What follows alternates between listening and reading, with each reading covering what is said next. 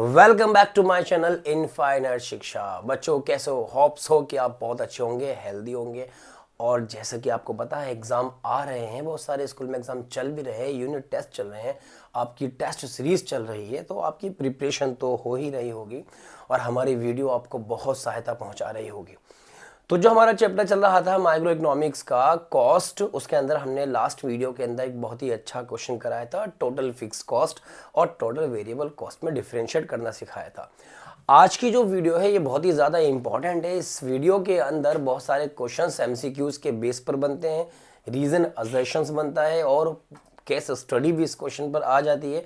तो ध्यान से देखिए, क्वेश्चन बोर्ड पर सामने लिखा हुआ है कि relations between average cost and marginal cost, यानी औसत लागत और सीमांत लागत के मध्य हमें संबंध की व्याख्या करनी है। संबंध कैसे बताएंगे?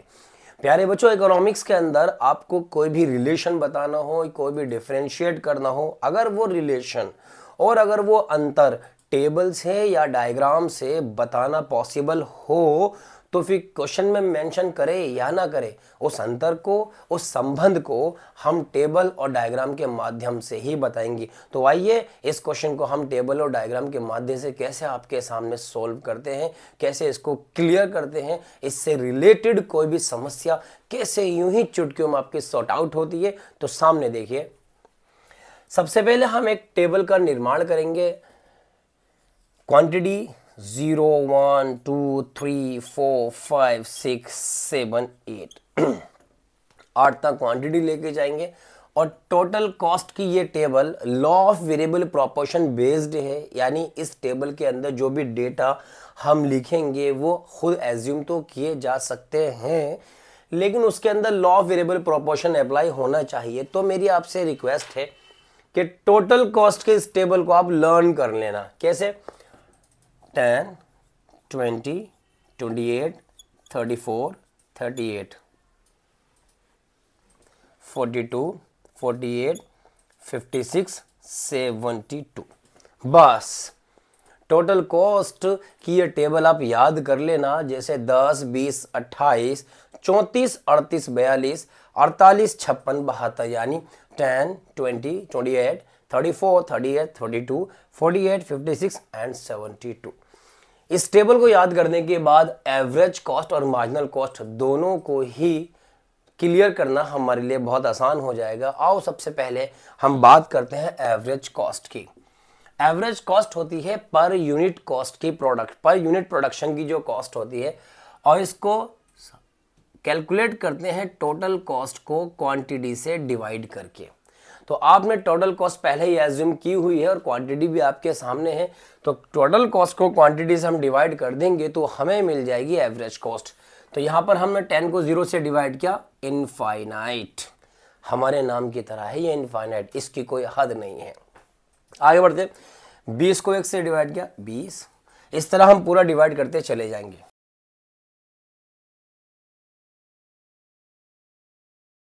ये रही आपके एवरेज कॉस्ट। अब दूसरा है मार्जिनल कॉस्ट। मार्जिनल कॉस्ट कैसे निकालते हैं? Addition in total cost. Total cost में जो भी वृद्धि होती है एडिशनल क्वांटिटी को प्रोड्यूस करने के बाद, जब हम अतिरिक्त इकाई को और उत्पादन करते हैं, प्रोड्यूस करते हैं, तो टोटल कॉस्ट में जो डिफरेंस आता है उस डिफरेंस को कहते हैं मार्जिनल कॉस्ट। और इसको कैलकुलेट करने का फॉर्मूला होता है TCN माइनस 1। इसका मतलब है TC की नेक्स्ट अमाउंट में से TC का प्रीवियस अमाउंट को माइनस कर दो तो आपका मार्जिनल कॉस्ट आ जाता है 0 पे डैश। अब फर्स्ट क्वांटिटी की मार्जिनल कॉस्ट निकालने के लिए हम टोटल कॉस्ट की नेक्स्ट में से प्रीवियस को माइनस करेंगे। 20 में से 10 गए 10, और ऐसे ही यहाँ पर 8, और आगे ऐसे ही करते चले जाएंगे। ये मार्जिनल कॉस्ट था। अभी तक हमने कोई रिलेशन एवरेज कॉस्ट में और मार्जिनल कॉस्ट में नहीं बताया है। बच्चों ध्यान से देखिए, अब हम क्या करते हैं, अब हमारी टेबल तो कंप्लीट हो गई है, अब नंबर है डायग्राम का। डायग्राम को देखिएगा। डायग्राम बनाने के लिए हमें चाहिए OY एक्सिस और एक चाहिए OX एक्सिस, और इस तरह यहाँ पर हम इन एक्सिस के नेम को भी मेंशन कर देंगे, और OX एक्सिस पर एज यूजुअल हम क्वांटिटी को रिप्रेजेंट करते हैं। और ओ वाई एक्सिस पर हम हमेशा उन चीज़ों को रिप्रेजेंट करते हैं जिनके डायग्राम हमें बनाने हैं। हमें कर्व्स बनाने हैं एवरेज कॉस्ट का और मार्जिनल कॉस्ट का, तो यहाँ पे लिखेंगे एवरेज कॉस्ट। डायग्राम देखिए, सबसे पहले एवरेज कॉस्ट का आप देखोगे decrease decrease decrease decrease, yes, constant and incline, तो वही काम करेंगे यहाँ पर, डिक्लाइन इंक्लाइन एवरेज कॉस्ट। अब मार्जिनल कॉस्ट का बना लेंगे, ये मार्जिनल कॉस्ट है। ये दो कर्व बन गए, यहां पर हम कोई भी नाम लिख सकते हैं, हमने ई नाम लिख दिया, एक लाइन न्यू खींच देना क्वांटिटी, बस। अब देखो बच्चों, इन दोनों में रिलेशन बताना कितना आसान है। सबसे पहला रिलेशन हम ये बता सकते हैं कि एवरेज कॉस्ट और मार्जिनल कॉस्ट दोनों की कैलकुलेशन हमने की है टोटल कॉस्ट से। किस तरह की है? एवरेज कॉस्ट के लिए हमने टोटल कॉस्ट को क्वांटिटी से डिवाइड किया और मार्जिनल कॉस्ट को टोटल कॉस्ट की नेक्स्ट माइनस प्रीवियस किया। तो इस तरह फर्स्ट रिलेशन ये हो सकता है कि average cost and marginal cost both are calculated from total cost. और ये चीज आपको हर एक पॉइंट आपके लिए जरूरी है समझना, सिर्फ रिलेशन ही नहीं है, ये अपने आप में एक पूरा क्वेश्चन भी हो सकता है सिंगल मार्क्स का। नंबर नेक्स्ट हम ये कह सकते हैं, दूसरा रिलेशन हम ये बता सकते हैं कि average cost and marginal cost का बोथ आर यू शेप्ड, दोनों ही यू आकार के बनते हैं इन शॉर्ट रन पीरियड। तो बोल देना बोथ आर यू शेप, बोल देना यू शेप। तीसरा रिलेशन हम ये बता सकते हैं कि जब एवरेज कॉस्ट और मार्जिनल कॉस्ट दोनों डिक्रीजिंग होते हैं, दोनों घट रहे होते हैं, जब एवरेज कॉस्ट और मार्जिनल कॉस्ट दोनों घट रहे होते हैं तो एवरेज कॉस्ट जो होती है वो मार्जिनल कॉस्ट से ज्यादा होती है, यानी average cost is greater than marginal cost at decreasing portion. घटते हुए हिस्से में औसत लागत जो होती है सीमांत लागत से अधिक होती है। ये रहा आपके सामने, और यहां भी आप दिखा सकते हो डायग्राम के अंदर कि average cost first to sixth quantity तक डिक्रीज हुई है, तो हर जगह ये मार्जिनल कॉस्ट से ज्यादा है। यहां पे लिख दे at decreasing portion average cost is greater than marginal cost. एक चीज मैं आपको यहां पर डायग्राम और टेबल में बताना चाहता हूं, यहां पर एवरेज कॉस्ट जो है वो मिनिमम पॉइंट पर पहुंच गई और मिनिमम पॉइंट पर पहुंचकर कांस्टेंट हो गई।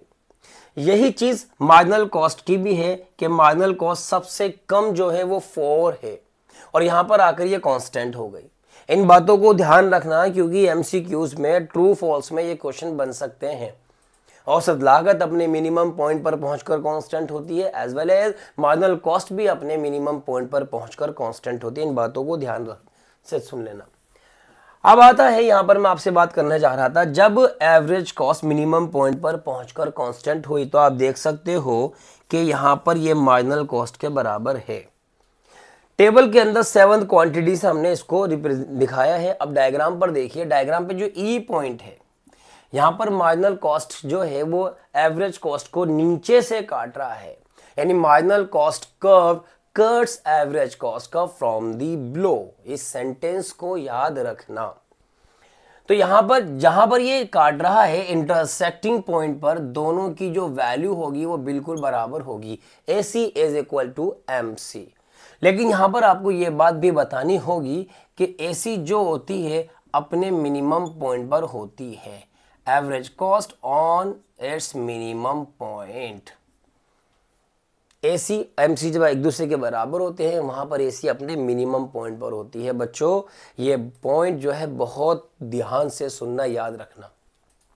इसको डायग्राम से E पॉइंट से दिखाया गया है और टेबल में 7th क्वांटिटी से दिखाया। तो 4th पॉइंट आप ये बता सकते हो कि जब AC और MC एक दूसरे के बराबर होते हैं तो AC अपने मिनिमम पॉइंट पर होती है, on it's minimum point. 4 relation. और उसके बाद जब आगे की बात हम करते हैं तो आप क्या बोल सकते हो कि जब दोनों कॉस्ट बढ़ना शुरू करती हैं, अपने इंक्लाइन पोर्शन पर जब आती हैं तो मार्जिनल कॉस्ट एवरेज कॉस्ट से ज्यादा होती है। MC is greater than AC at increasing portion. तो ये चीज आपकी 5 यहाँ पे रिलेशन हो गए। एक चीज मैं आपको बताना चाहता हूं कि ये जो पॉइंट है E1 हमने करके लिख दिया, ये MC का मिनिमम पॉइंट है और E जो है वो AC का मिनिमम पॉइंट है। तो आपको ये पता होना चाहिए कि जो मिनिमम पॉइंट है AC का वो बियॉन्ड MC मिनिमम पॉइंट होता है, MC के मिनिमम पॉइंट के बाद आता है। इस बात का मतलब क्या है? इस बात का मतलब ये है, यहां पर देखिए, आप इस पॉइंट पर देखिए, ये दोनों घट रहे हैं, ये भी घट रहा है। यहां पर आने के बाद एवरेज कॉस्ट अब भी घट रही है, लेकिन मार्जिनल कॉस्ट ने बढ़ना शुरू कर दिया। तो यहां से ट्रू फॉल्स बनता है कि जब एवरेज कॉस्ट घटती है तो सिर्फ मार्जिनल कॉस्ट भी घटती है, ऐसा नहीं है। इस पॉइंट पर आप देख सकते हो कि मिनिमम पॉइंट जो आता है MC का वो AC से पहले आता है। इस बात का मतलब ये है कि AC यहां पर घट रही है, लेकिन मार्जिनल कॉस्ट ने बढ़ना शुरू कर दिया है। तो ये वाले पोर्शन पे इस बात का ध्यान रखना, यहाँ ट्रू फॉल्स बन जाता है, क्योंकि बच्चे यही समझते हैं कि एवरेज कॉस्ट डिक्रीज होती है तो मार्जिनल कॉस्ट भी डिक्रीज होती है, लेकिन मार्जिनल कॉस्ट बहुत पहले अपने मिनिमम पॉइंट पर पहुंच जाती है और एवरेज कॉस्ट अभी भी मिनिमम पॉइंट पर नहीं पहुंची है, वो अभी भी घट रही है। लेकिन MC का मिनिमम पॉइंट पहले आने की वजह से MC बढ़ना शुरू कर देती है। तो ये पॉइंट देखिए, MC ने बढ़ना शुरू कर दिया और AC अभी घट ही रही है, जिस वजह से MC AC को नीचे से भी काटती है। और यहां पर MC बढ़ रही है लेकिन AC अभी भी घट रही है, क्योंकि MC का मिनिमम पॉइंट AC के मिनिमम पॉइंट से पहले आता है। ये थोड़ी सी इस डायग्राम, इस क्वेश्चन की एक बहुत बारीक सी बात थी जो आपको याद रखनी थी। तो बच्चों, आशा करता हूँ ये वीडियो आपको बहुत अच्छी लगी होगी, ये चीज़ आपको समझ आ गई होगी, आप इसको बहुत अच्छे से समझें। कोई प्रॉब्लम हो तो कमेंट सेक्शन में ज़रूर बताएं। Thank you very much.